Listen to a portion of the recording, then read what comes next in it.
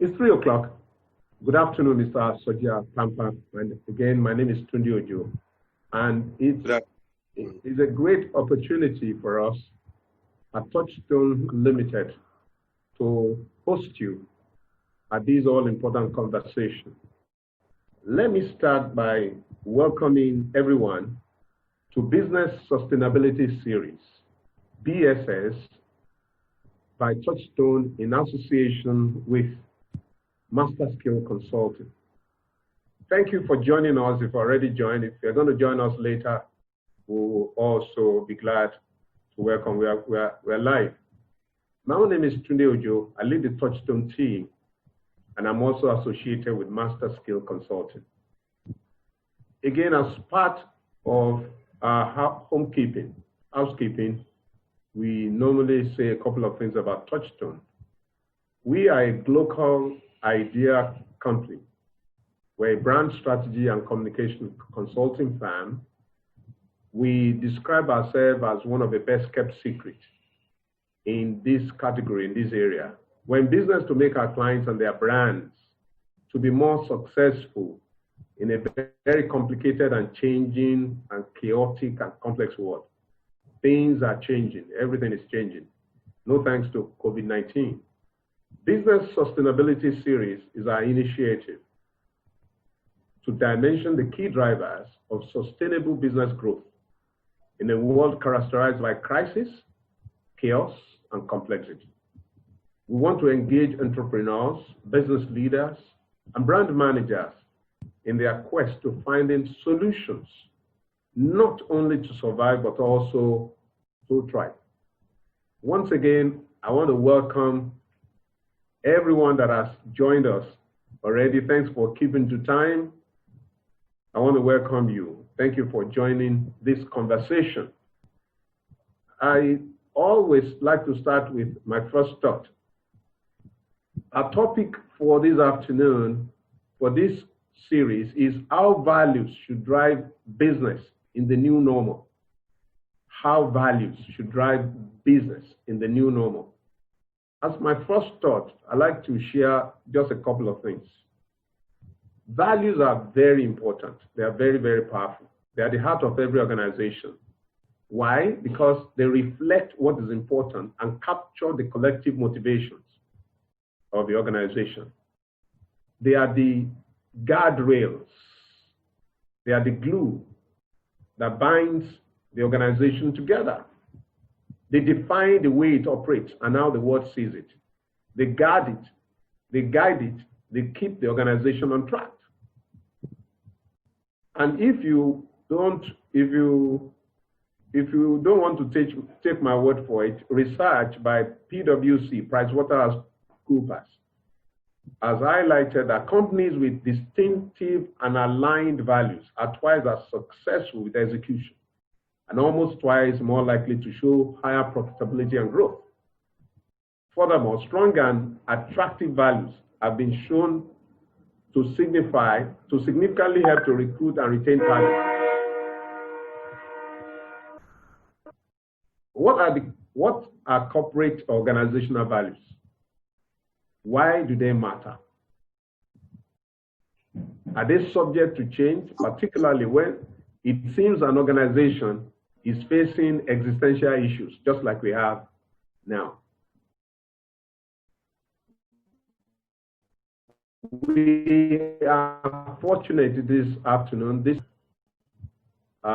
speak to us, open up this conversation, and then we can then interact after we must have spoken to the subject. But it will interest you that a whole lot of people might not know him, but those who know, they know him. And I just want to say a couple of things before we dive into the business of expounding and exploring our subject of today. Once again, before I introduce him, I'd like to welcome Akiolubi for joining us, Paul Ibinoba for joining us, Dr. Biodun Adedipe. He was the first to speak on Series 1, World-Class Economists. We're glad you are here. Thank you for always supporting us. Oluwatoyin. Thank you, Doctor. One day, Mr. Wande Majekonomi, it's my pleasure to welcome you. Buki Ajala, welcome. And we just continue, I'll just continue to welcome as many are going to join us later. Thank you.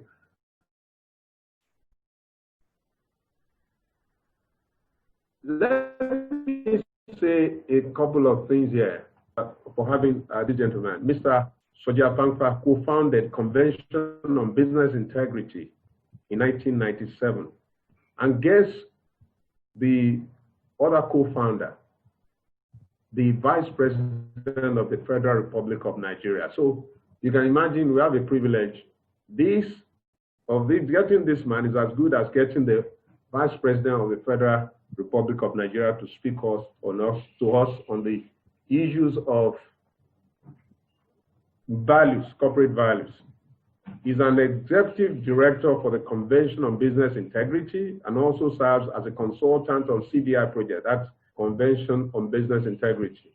Mr. Apampa has served as a senior advisor to the UN Global Compact on the 10th principle, anti-corruption, and consultant to the interagency task team of the Federal Republic of Nigeria, tasked with the responsibility of developing a national strategy to combat corruption. In his role as a consultant, Mr. Apampa has carried out numerous assignments for international organizations, including the World Bank, DFID, UNDP, UN Global Compact, Heinrich Boell Foundation, and numerous others. Mr. Apampa has also worked in various roles in engineering, business, and computing between 1987 and 2007.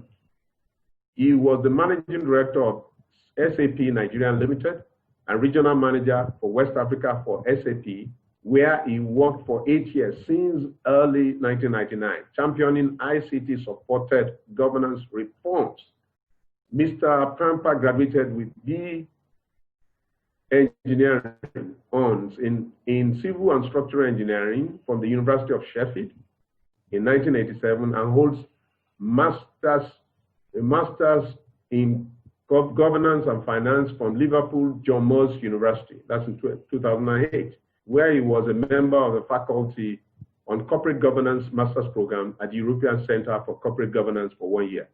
His research interests are in the area of corporate compliance and political economy analysis, in which he has led numerous successful research projects.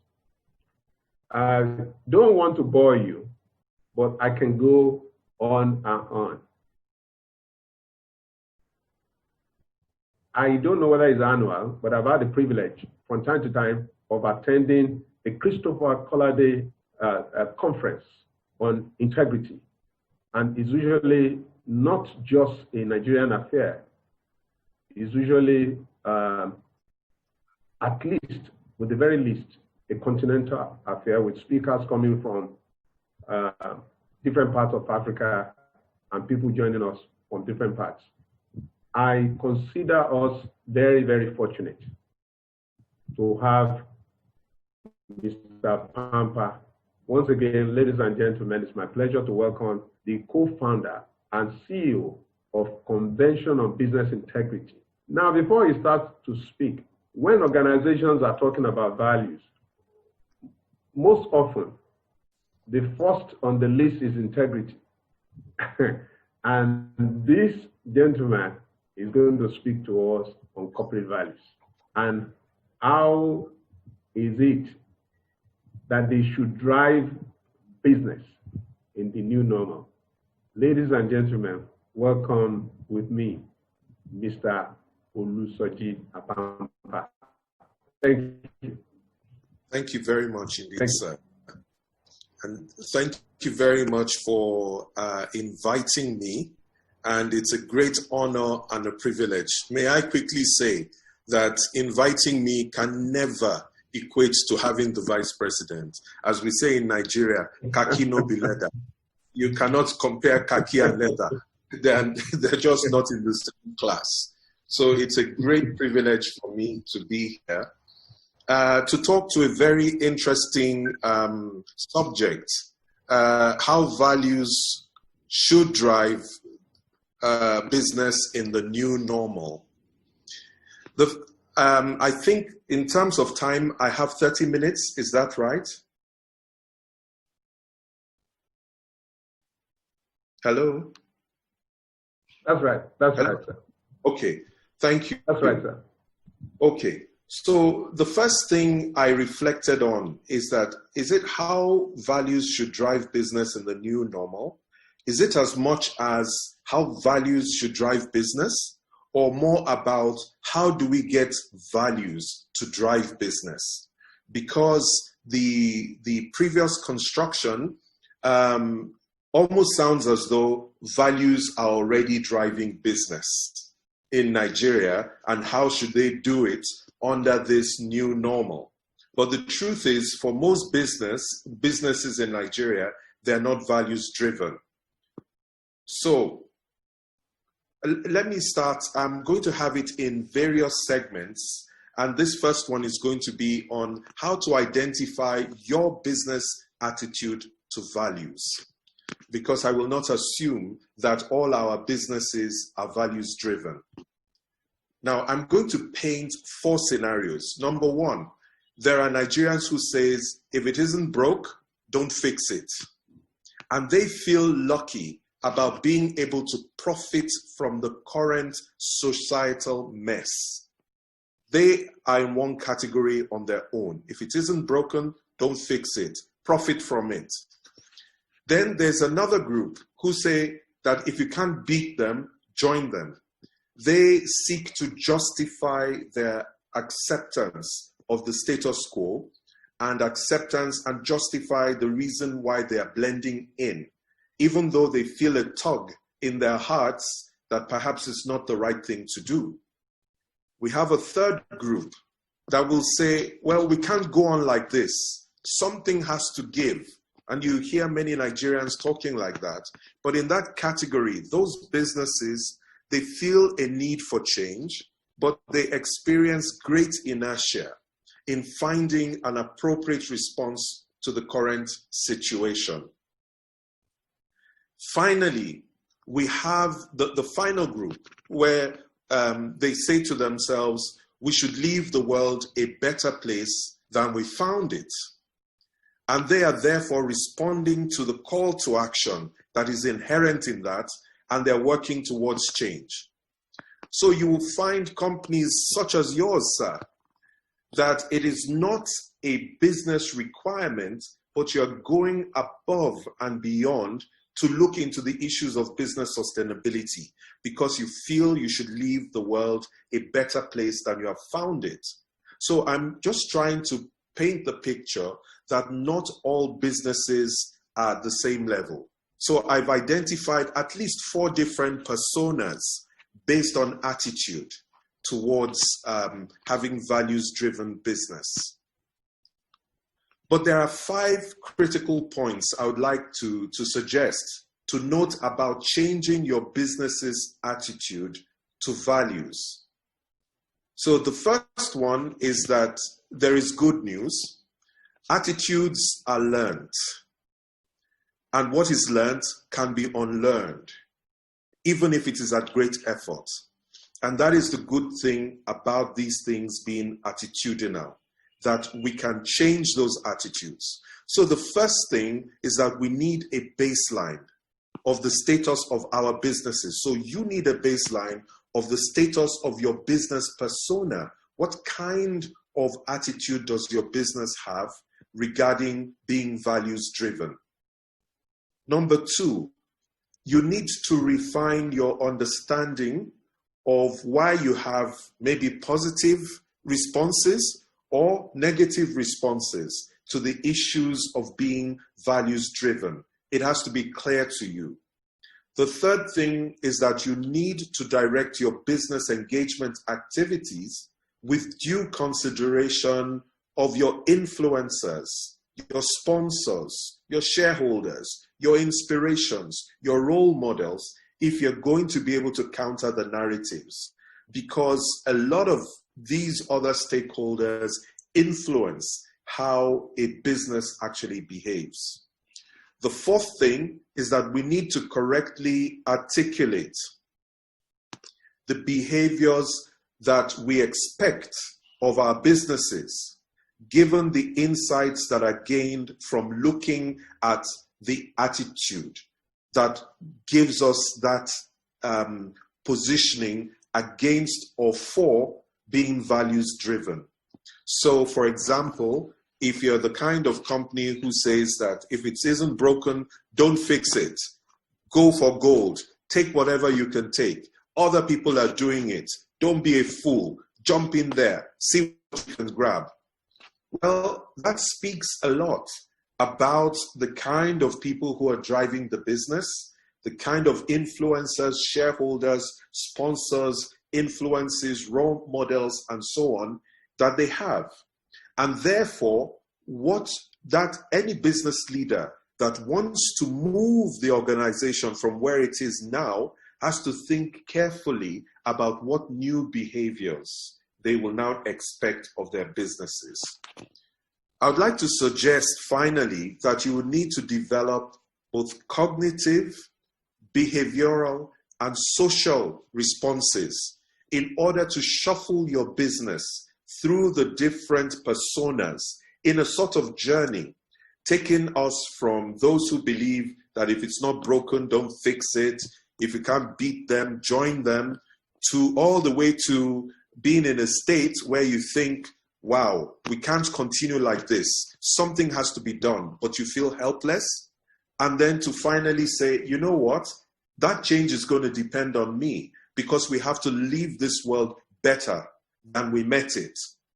And then start to take up some action and do things. So it is a journey, is what I'm trying to say.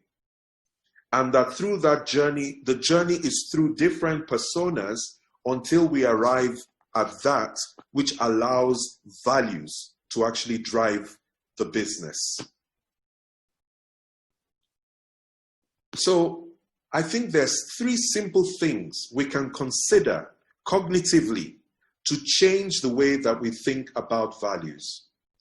And really anything on the cognitive level that we need to change is done by using information or persuasive communication to introduce a conflict or dissonance between the old attitude that we held dear and the desired new attitude.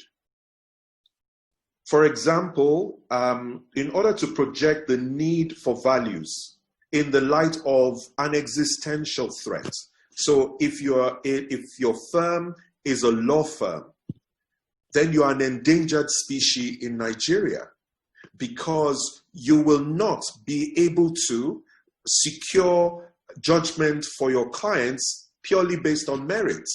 If we go by the current way in which judgment appears to be going to the highest bidder, the way that justices are being accused of being corrupt, the way that some senior advocates are being accused of influencing judgments and so on, and the way that people are looking for alternative ways of resolving their disputes rather than going to court, then it's only a matter of time that profession is going to come under a lot of pressure.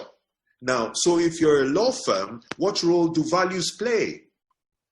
So helping lawyers to understand that without fixing the value system of their profession, they face an existential threat to the entire profession. You may not catch the attention of many of them. So that's how, on the cognitive level, we have to do so. The same goes for construction companies. The same goes even for hospitals today. Even amidst COVID-19, we hear of loads of money being made available or supposedly made available by the central bank. We know that not all hospitals will be able to access this. We know that in some cases, the hospitals that are chosen, for example, in the oil and gas industry, depends on which one is able to give some kind of kickback to the unions. All of those things go on. But then when you think about it, that a pandemic can come and you need to have sure processes in place in order to safeguard your business and stop it from being decimated by one external shock, then you suddenly start to think again, what is the role of values in all of this? Look at oil and gas firms, where our president has announced that he's not going to automatically renew the oil blocks. And then all of a sudden comes a price war, and the prices come tumbling down and they come crashing. And it reminds everybody how finite and how fickle the entire industry is. And then you start to think again about the role of values in that. So on that first level, it is an existential threat, or being able to paint the picture of a burning platform that is really important in enabling businesses to reconsider their attitude towards values. The second of the three simple things is the fact that you need to act in your self-interest. So what would help your business, or for self-preservation? It's very important to be able to look at the role of values in preserving yourself. So you're involved in agriculture. You are willing to kill your ethical values in order to be able to get an anchor borrower's 2 billion naira from the central bank. You pay bribes and everything. But because your organization has a culture of corruption, what then happens at the level of your warehouses? Because at that level, you're dealing with 30,000 farmers. They've all got to come to the warehouses to pick their inputs and so on. What do you think your staff will be doing? Are you sure that they're not taking your good fertilizer, selling it, and bringing in the fakes? Are they taking your good seed, selling it, bringing it? So you might find that in a matter of just a couple of years, what seemed to you like the right way to quickly gain 2 billion naira to sustain your business actually has led to an internal culture of people hollowing out the business. And therefore, the business sustainability is in question. So you need to act in your self-interest and for your self-preservation. So what is the role of values, ethical values in that? And the third item is the need to preserve credibility and authenticity with your customers and your various publics, which renews your license to operate ultimately in the environment. We have seen with this Black Lives Matter campaign that is taking place now all over the world, how businesses are quickly running up, trying to change very quickly the image of some of their products. Sometimes brands that have been established for hundreds of years, they're having to hastily change the look and feel of those brands because they feel they will lose credibility, they will lose authenticity. So again, how are you thinking about values in that context? So the three things again: the existential threats to your sector or your industry. The second is the need to act in your self-interest or for your self-preservation. And the third is to preserve the credibility and authenticity of your publics. I'm suggesting that these things can create a dissonance and a conflict in your mind that helps you then think again about your values. So that's on the cognitive level, but I don't think that that is enough. It is necessary, but it's not enough. On the behavioral level, we need to focus on what is in it for you. Those who are already at the level where they believe that doing good has its own merit on its own, typically feel a little holier than thou. And when they find people searching for what's in it for them, they put them down. But I would like to suggest that we shouldn't knock that down, because we need to be motivated by something to take on certain levels of change. And with time, the change can become more organic or more natural. So focusing on what's in it for you, That approach relies on reinforcement and punishment, reward and sanctions. So because you are inclined to repeat the behaviors that are rewarded, this approach calls for you to consciously position your business for rewards when you express positive attitudes towards ethical values. How can you get business success out of behaving properly? It requires a certain level of alignment between your values and incentives.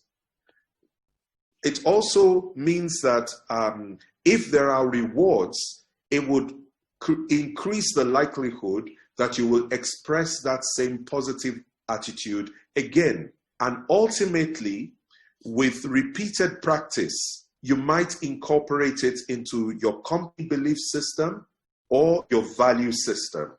So it is important that we also encourage people to see what is in it for them, or in good business language, the business case for having a values-driven approach. So to break free from the trap of not having a values-driven business, there are 3 barriers that I see. Number 1, there's an institutional barrier in that how you win and retain business does not receive sufficient regulatory attention to warrant change. So many people will not be as enthusiastic as Touchstone, for example, in considering having values-driven business, if how I win and retain business does not raise any eyebrows, so long as I am not doing something blatantly criminal like money laundering. Then the authorities are not really interested in what I do.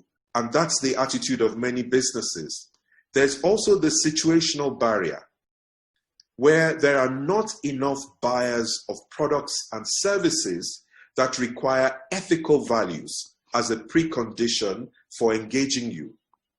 So if they are not there, and the buyers of your products and services are not requiring it, then why should I go through the time and the expense to create all of that?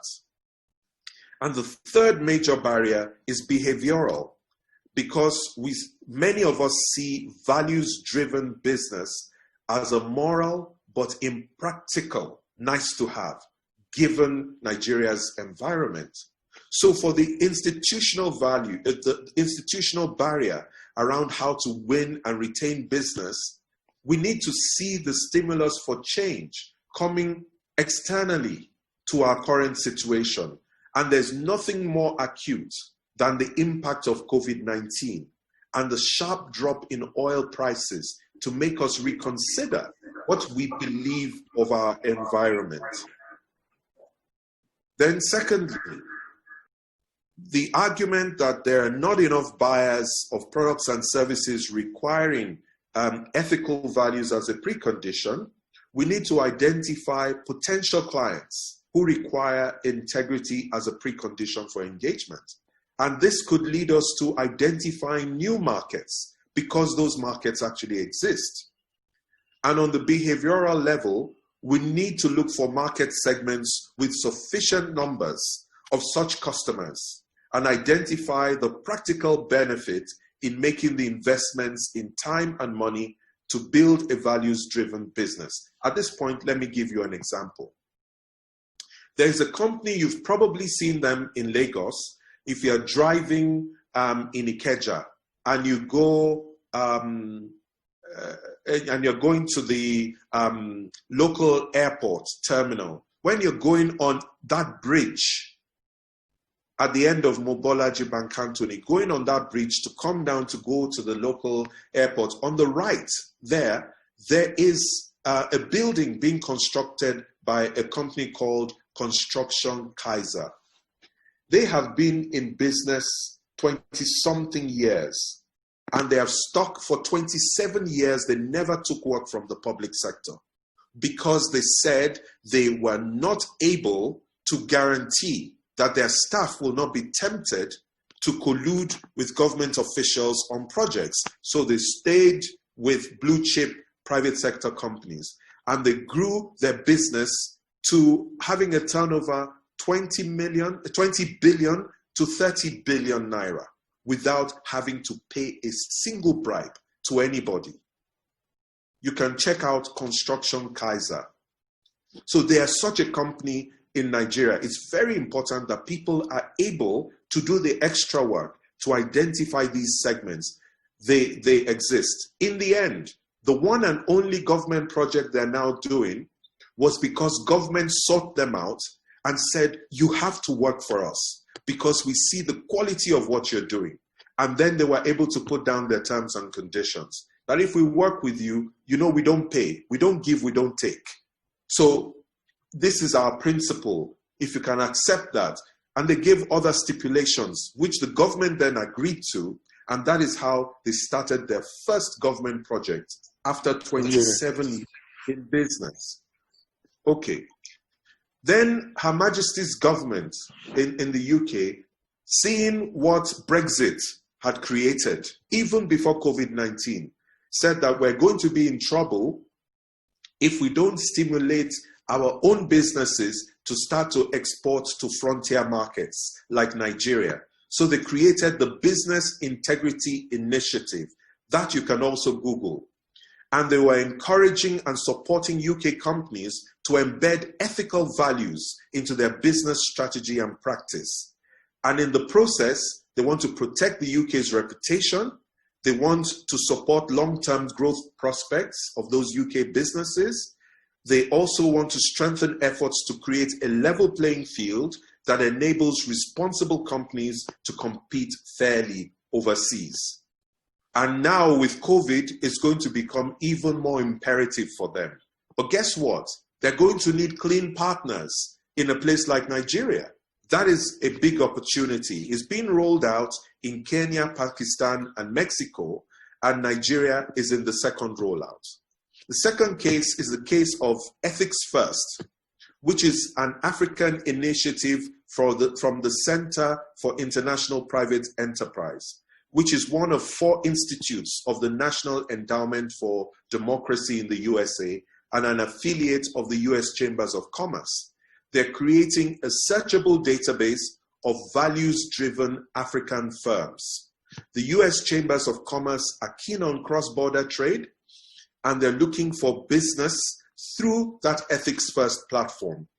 There are also other prospective partners are from OECD countries who have heard about the initiative like Japan and so on, who are now saying, once that database is up, we would also like access to it so that our businesses can at least reduce the chances that they get into the wrong hands or that they get into one chance, as we call it here in Nigeria. And that the plan is to pilot it with Nigeria and Kenya towards the end of this year. And they want to use that to set standards on the continent. So after the behavioral level, so I've been through the cognitive level where we have to challenge ourselves again to think about values in a different way. We've looked at the behavioral level where we need to see very clearly what is in it for us to embrace a values-driven approach to business. And then third is the social dimension. It is actually not a bad thing to be called a great copycat, because we tend to have to copy the beliefs and behaviors of other people that we admire. So many of us have admired the likes of Christopher Collady, and we have copied their beliefs and their behaviors. Sir Michael Omolayole, we have copied some of the things we've seen from them as well. Mr. Akintola Williams. And there are several role models like that. So the idea is to expose your business to attitudes expressed by compelling influencers, sponsors, inspirations, and role models from around the world who have faced or are facing similar challenges and adopting those attitudes as your own. And if you then gain a reward for doing so, then it's very likely that you will sustain it over time. And these things, these new behaviors that you sustain and you keep going over time, they now become the new normal. So if I may try to round up my discussion by saying that values-driven business is now the new normal. COVID-19 may have induced it, but it's now the new normal. Businesses all around the world are facing a huge existential threat, and that requires a re-examination of your values. We have to challenge all our institutions. And what do I mean by an institution? It is the way we do things. So how do we do procurement? How do we do recruitment? How do we do our marketing? How do we position our products and services? All of the things that we do as a matter of repeated process within our organizations, whether we call it that or not, they generate a culture. And those cultures, whether we realize it or not, are underpinned by certain values. So how do you gain and retain customers is how we see your sales force behaving. And those behaviors that you sanction and you approve of embed the value system that really drive your business at the end of the day. So all businesses are values driven. And therefore, are these ethical values or are they not ethical values? So ethically driven business is now the new normal, because we're going to, with the body of evidence that is being brought by COVID-19. And what is COVID-19 doing? It is constraining access to resources. It is constraining access to markets. Whole markets are actually shutting down. COVID-19 is also constraining our value chains, our supply chains. It's constraining our access to skills, our access to customers as well. So COVID-19 is forcing businesses and business partners to choose more carefully where their money goes, who their money goes to, why they spend that money, and what kind of returns they get from spending that money. And it now appears that it is a quest for value. It is a whole new culture being developed by COVID-19 now, where businesses are being very careful about what they're doing and ensuring that they get value. And this seems to be that people are realigning with the concept of excellence. And what does it mean to be excellent? It means that you do the right things and that you do things right. If you do the right things and do things right, you will appear to be excellent if you sustain it. But that is also the definition of being ethical. If you are ethical, you will consistently do the right things and you will consistently do things right. So you will have congruence between your quest for excellence and the proof that you are value-driven. And if this is aligned with market incentives and so on, then it will be a recipe to position your business for great success. Siemens has, for a number of years, over the last couple of decades, been accused of poor business practices. In fact, they had to sack their entire management team. They got rid of most people, started the business all over again, and got it to be compliance-led. And everybody said, this can never work. How can compliance lead a company? We know the function that normally leads maybe sales and marketing. That makes sense. But compliance, Siemens has then grown in leaps and bounds. And the amount of business that that company is now doing globally is several multiples of what it did when its business practices were founded on corrupt payments.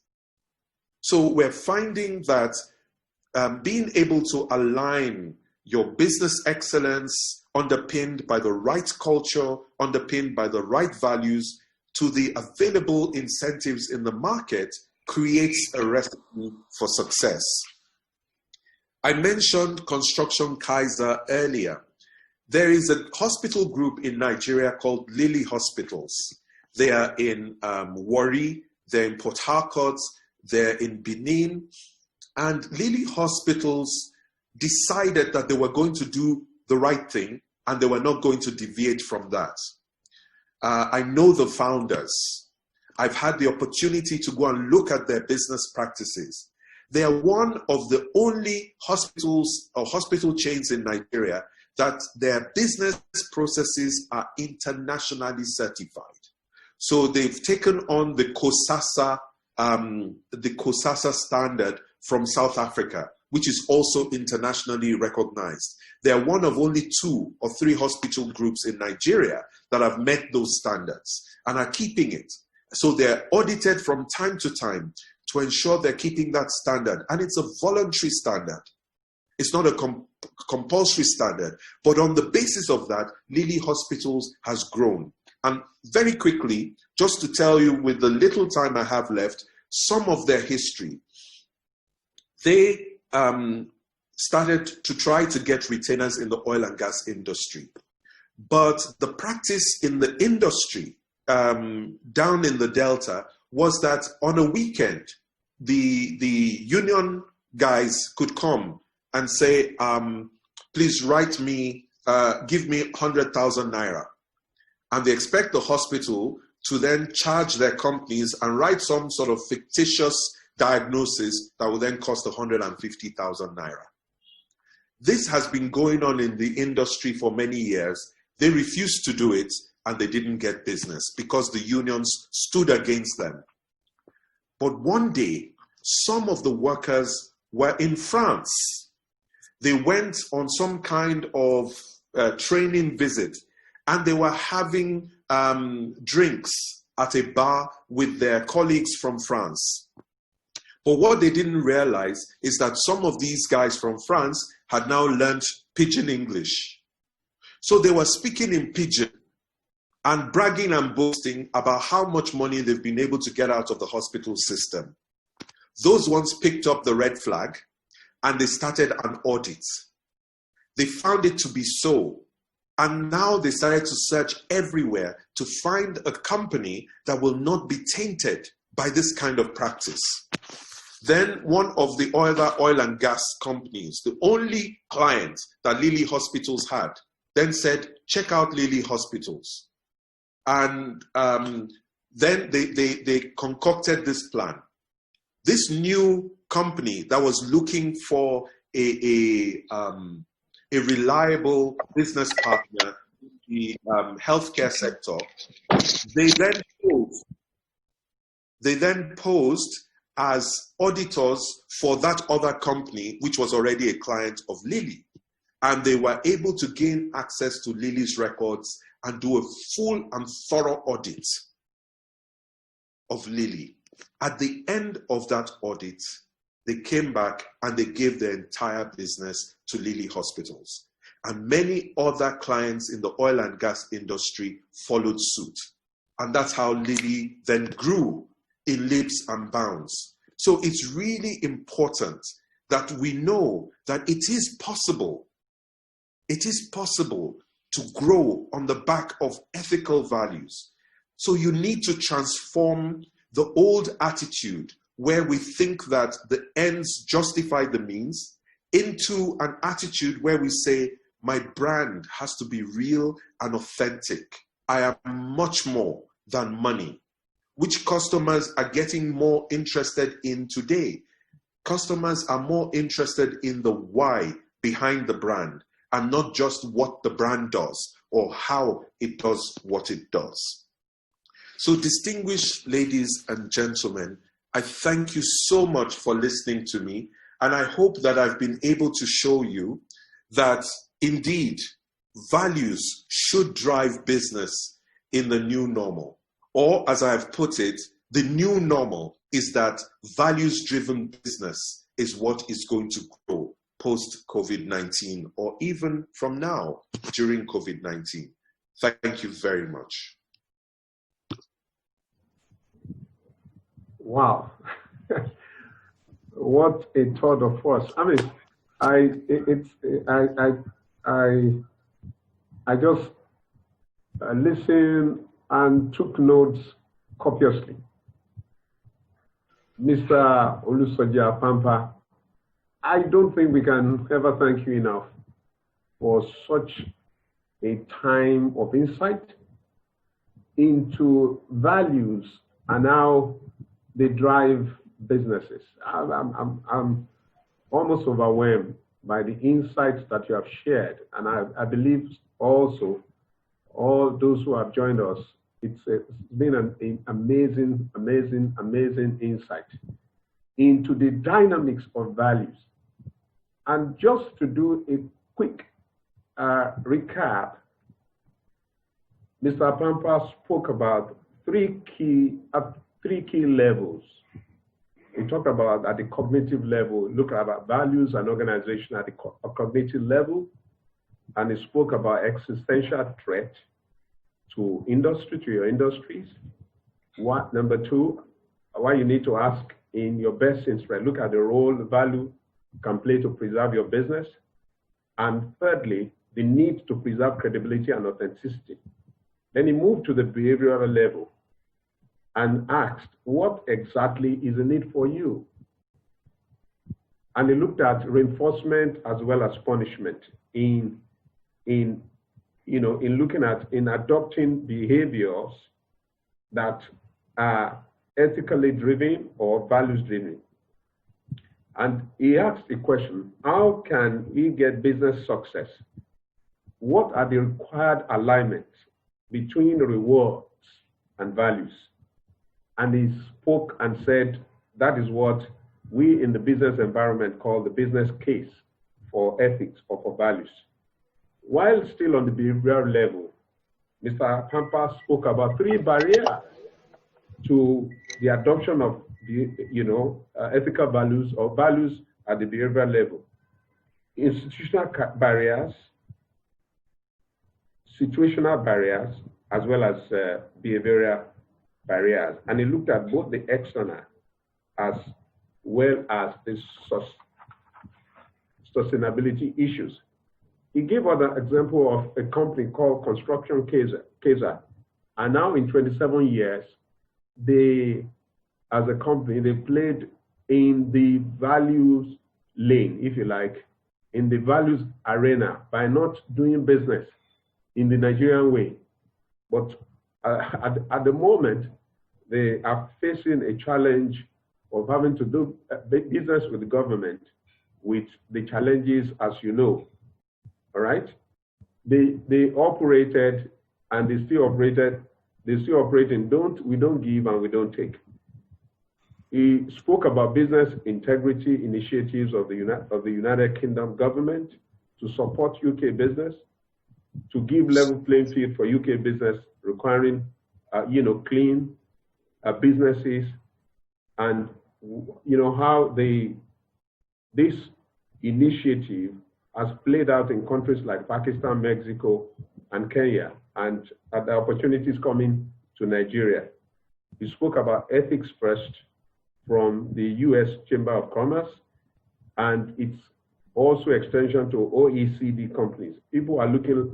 Companies that are looking for ethical companies that are driven by values, that institutions companies that are driven by values to do business with. And thirdly, he spoke about the social dimensions. And essentially, he told us about influencers, the good names of people like Dr. Christopher Kolade, Sir Omolayole, Mr. Akintola Williams, that they are compelling influencers from around the world. There are others too. And we can gain reward by associating with them, by learning from them, because whether we like it or not, ethics, values, or value-driven businesses are now the new normal. He spoke to us to challenge our institution, to look at the procurement, recruitment, marketing, and how these will form the umbrella of culture. Someone has said that once your values are dysfunctional, culture will take over. And culture is essentially the way an organization behaves in very serious times as well as in normal times. He ended this discourse by telling us that we must realign values, and that the concept of excellence is akin to the concept of being values driven. If excellence is doing things right, doing the right things, then it's also the same thing when we are looking at the space of being values driven as an organization. That people are looking at the why behind every brand. They're not just looking at what you do as a business, but why you do that. And the why of every company is the basis of sustainability. I'm sure there are questions and that we need to interact quickly.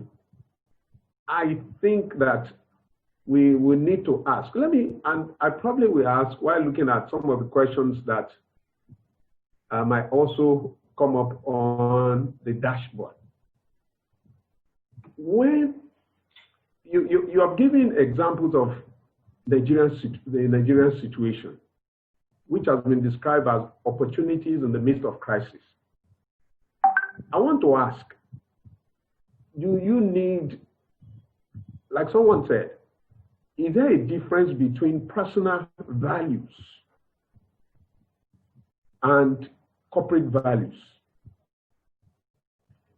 Is it that people who are value-driven come to the marketplace with their values, and when there is an alignment among those people, then you can say that the corporation has a process or a system of values?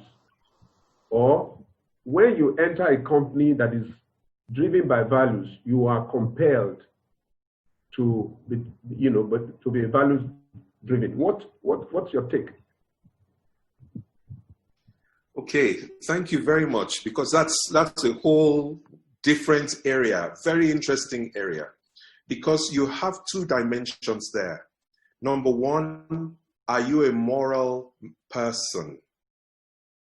If you're a moral person, that is your own private ethics and values. Then number two, on the other side, are you a moral manager? Are you an ethical manager? Meaning, do you cause ethics and ethical behaviors to be complied with within your sphere of influence?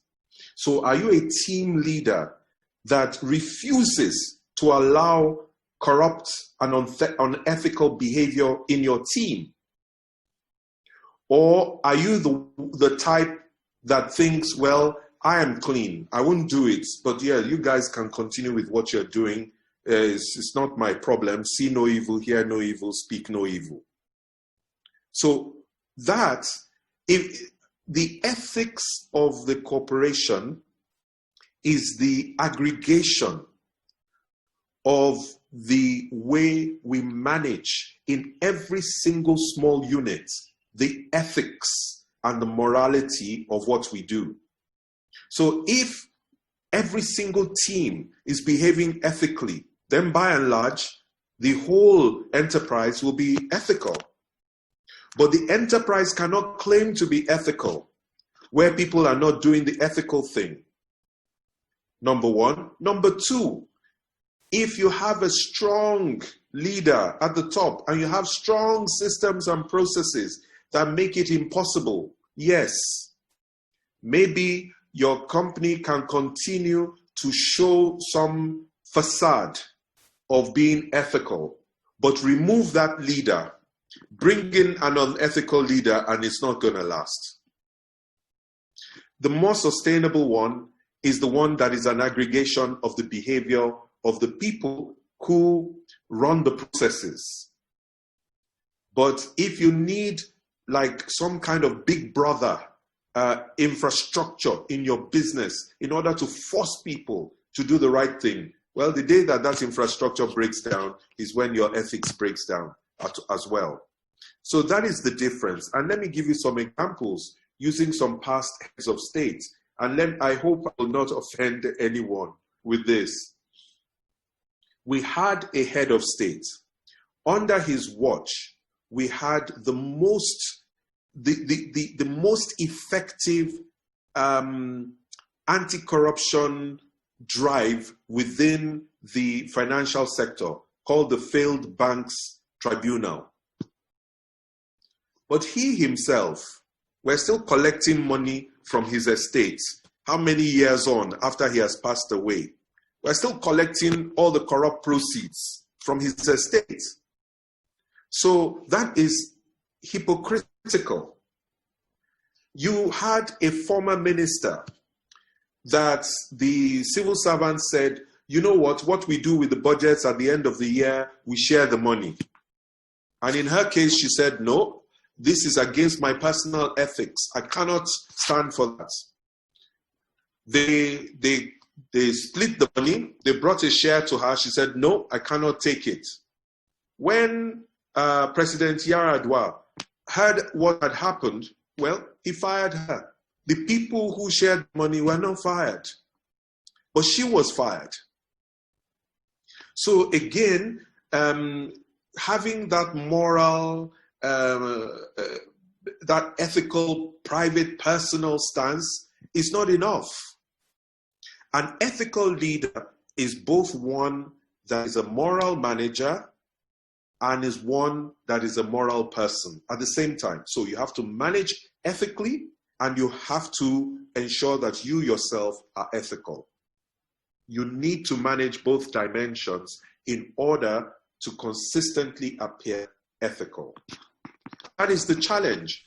So you find some people in businesses where there are some unethical practices taking place from their superiors. And some people then feel helpless to be able to do anything. Remember the personas I talked about in the beginning. Some say, you know, if you can't beat them, you join them. So they join their boss. Some say, oh, this is great, opportunity. I will also make money. My boss is doing it. Some others say, hey, we can't continue like this. This would damage the company, but they feel helpless and can't do much. There's always the crusader that says, I've got to leave this unit better than I found it. I'm going to make an impact here. So the journey is about taking people from one extreme to the extreme where they can actually take meaningful, sustainable action in embedding a values-driven culture. Thank you. It's a long answer to a short question. Great. Fantastic. Thank you very much. I have just about 2 more questions and then we'll be gone. Someone is asking, his name is Larry Da Silva. He said, when your value, he was recounting what I mentioned. When your value is dysfunctional, culture will take over. How can we build value into our culture so that it is no longer dependent on individual drivers, but on societal cultural system? I think you have, given answer to that, but you may want to say 1 or 2 words. And then lastly from me, and I'm not sure whether you will have any other one because our time is fast spent, is you have the co-founder of Convention for Business Integrity is the Vice President of the Federal Republic of Nigeria. By that token, we can conjecture that you have access to the Vice President. What would be your, within the context of values within the Nigerian state, what would be your advice to him? What would be your advice to him? That's okay. Yes. Thank you. Let me take the question of culture. I don't know which of the philosophers has said, you are what you repeatedly do. That is how culture is built. So if you repeatedly build... Aristotle. Okay, it was Aristotle. So if you consistently do the wrong thing, your culture will consistently be wrong. and other people will come and they will enter it and they will help you magnify it and build it out. After a while, it will be bigger than even you, and you'll find that you can't even change it. And if you consistently do the right thing, you will attract a certain type of person eventually that also is interested in doing the right thing, because those are the only ones who can last under that culture. And you will build it out, and the culture will sustain itself even beyond you. So we are what we repeatedly do is a very important maxim to keep in mind. Now, regarding His Excellency, the Vice President, I would be lucky if I got a chance to see him in 6 months, or even got a chance to put a call through and get through in 6 months. So we took a decision from the beginning that except something to help him, we don't get involved. Because one day somebody could accuse him of wrongdoing in relation to us. Or somebody could accuse us of wrongdoing in relation to him. So it has to be on that very professional but private level where what you're sharing is to be able to help. Now, what will our advice be on changing things here in Nigeria? My biggest advice would be you have all the power to make change happen in Nigeria. Use it. The central bank says it wants to give out 3.5 trillion naira.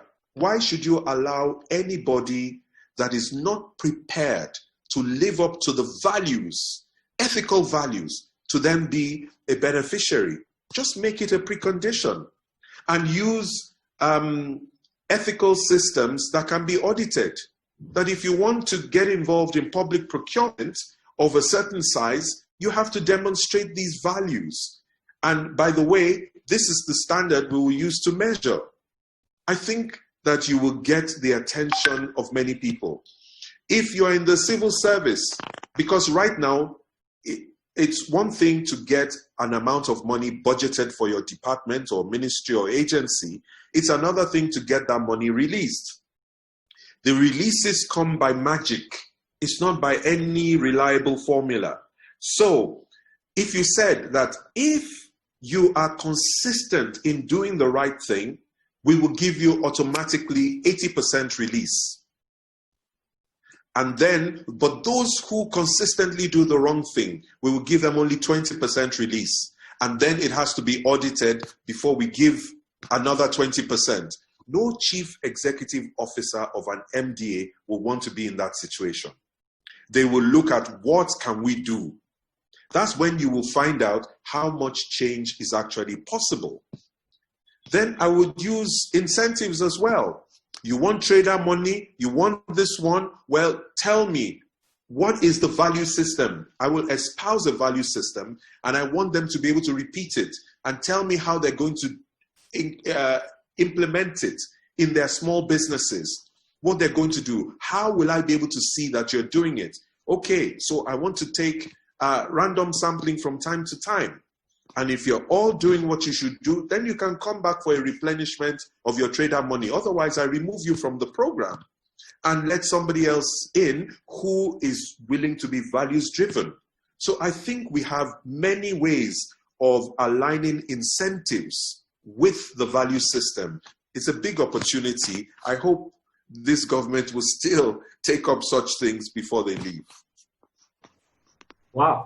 Thank you very much for being very, very straight to the point and just right in there.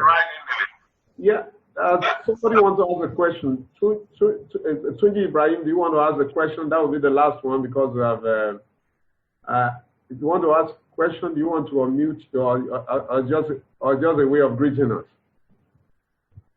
Okay, thanks, Tunde. I think it's just an appreciation. Once again, it's my pleasure to thank Mr. Soji Apampa, the co-founder and the CEO of Convention of Business Integrity. It's been a great time. You've given us something to chew not just for now, but for a long time to come. And I am hoping that from this conversation, we as business people and as professionals will resolve that the long-term sustainability of our institution or of our professional practice is to do the right things and do things right, which is going to give us, is going to be two for the price of one, like we do promotion in brand business. You will have values, you will also have ethics. And it's important that you are not just a moral person. You need to also be a moral manager. You need to put systems in place so that, like we've had, Africa does not need, Nigerians, Africans do not need just strong leaders. We need strong leaders and strong institutions. On that note, I would just please give your indulgence to welcome a couple of people who they have been with us. Some are joining us for the first time, and then we'll be done. Dr. Lawrence Emil Paria is an academic. You're welcome. Dr. Biodun Adedipe, who actually headline, he started this conversation with us, the very first in the series. Dr. Adedipe is, everyone knows you as a world-class economist. We are grateful you're here. Mr. Wande Majekodumi, welcome. Buki Ajala, thank you. Uluta Alawal, Layomi Apata, Shema Apata, Dolako, Olubisi Yomila Inka. Yesterday, I happen to know was your birthday. Congratulations. Abimbola, Tunde Ibrahim, Akele Oludare, Jenna Tupavi, Claudia Atta, Galaxy J7 Prime, you know who that is. Abisola Ajayi, Additional Yodeji, Paul Igbinova. Someone is identified as Gioni P8W. You know who that is. And so many others. Kemila Hansen, all over from the United States, Associate Professor in Economics. Ayomiku Akintayo, thank you for coming. Dolapo Olani and Sam Adewale. Jenny Yinka Muiwa Alabi, Chris Adeni, Yemi Shotade, thank you very much. Adeolu Padare. And, you know, if I have not mentioned your name, Buchi Uta, Tolu Aribisala, Adora Ojo, thank you very much. We hope that you will join us again, same time on Saturday. And I tell you, we're going to be unveiling another interesting personality who will lead our discussion on touchstone business sustainability. Until then, once again, I want to thank Mr. Soji Apampa for being so gracious, spending his time. He's even out of Lagos, but he committed himself to doing this, and here we are. Thank you once again, Mr. Apampa. I wish you all the best in your fight towards making us ethical. Thank you. Thank you. Once again, thank you for joining us. God bless you. Goodbye. Bye-bye.